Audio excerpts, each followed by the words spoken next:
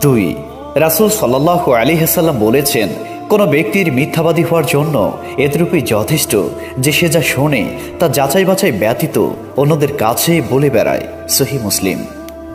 3 রাসূল সাল্লাল্লাহু আলাইহি ওয়াসাল্লাম বলেছেন, যে ব্যক্তি আমার প্রতি মিথ্যারোপ করবে সে জাহান্নামে যাবে।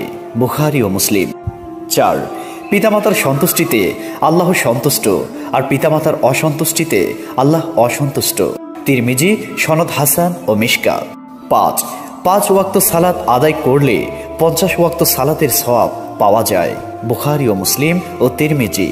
হাদিস নম্বর 6 ব্যক্তি এবং শিরক ও কুফরের মাঝখানে সালাত ছেড়ে দেওয়াই হচ্ছে ব্যবধান। মুসলিম ও মিশকাত।